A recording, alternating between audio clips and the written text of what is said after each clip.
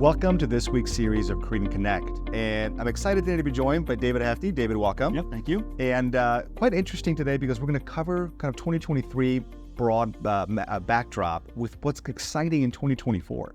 And, we came from a kind of an interesting cycle of the past 24 months of markets, interest rates, labor market, inflation. And many of you have likely heard me talk about those often in our Credent Connect series. But David, from your perspective, talk to us a little bit about your perception of the past 24 months and how things have transpired. Yeah, last 24 months, I would just kind of capitalize that as a wild ride, right? We think about 2022, coming off of peak markets at the end of 21, going into that free fall, beginning of 2022. And, I think everybody was hoping for that V-shaped recovery, that bounce off the bottom, and it never came. Right. Never got it. And so that really was a very long bear market cycle. And I always think about the backdrops of, are we at a big bull or a big bear inside these smaller bulls and bears? Mm-hmm. And of course, our belief is that we're still in a very large bull market backdrop. But that small bear in the middle of the last 24 months, wild ride. Yeah.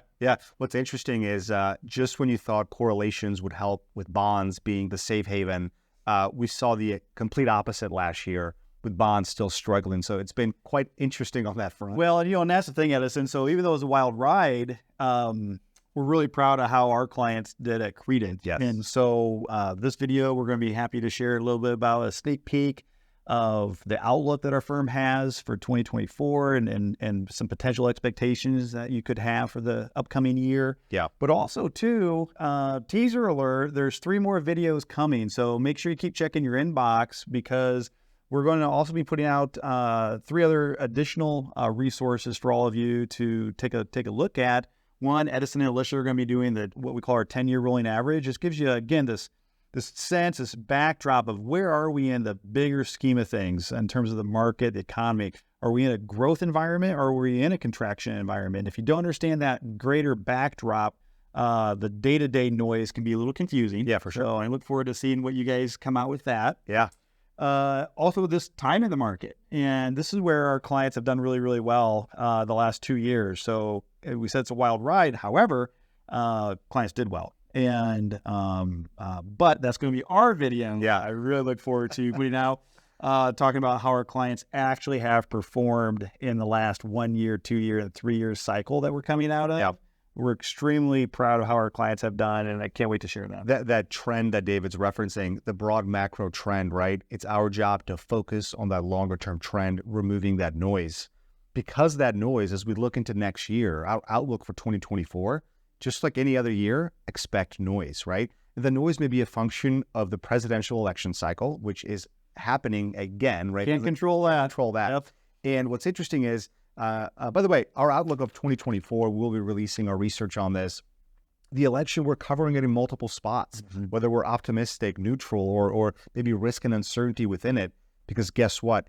Politicians often will exhibit beliefs or statements that may bias markets in the short term, create that noise. It is very important to not use that as a basis for asset allocation and investment backdrop.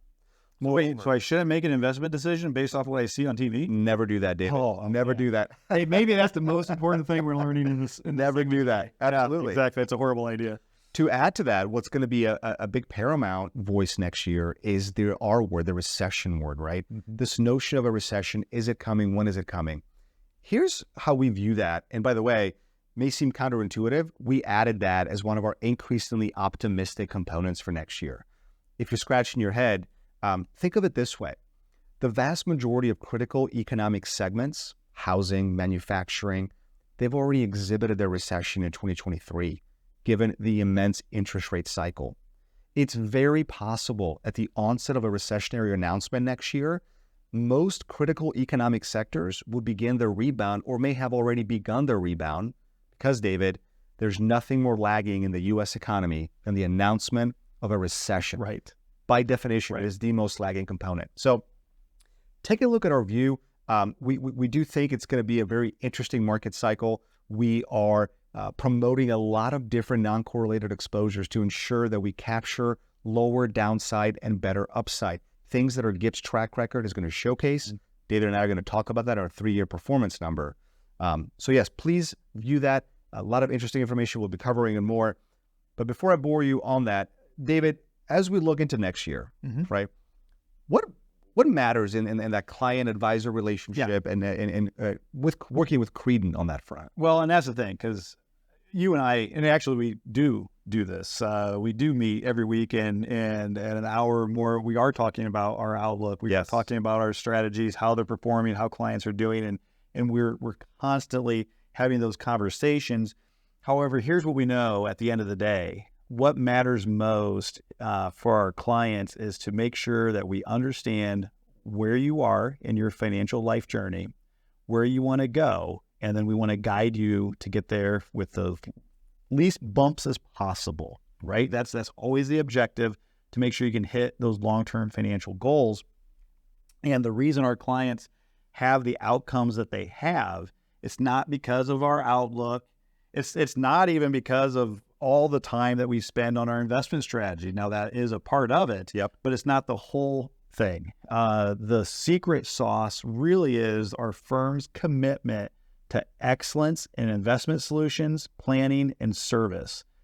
Today, we're talking about the investment solutions piece. However, that takes that back seat to the planning portion, working with your advisor, making sure you fully understand and are working with your advisor, and they understand your willingness to participate in the markets. How much willingness do you have to participate in the upside? That's that first step. Then you put that into the plan, and then the plan will show and illustrate what those potential outcomes are. Are you happy with those potential outcomes or not, right? Then comes investments. And that service part, we can't overlook it. It goes beyond, hey, I need a check request, or I want to do my RMD distribution to my church or charity. Yeah, those are service requests, and we do those, right? We do those every day.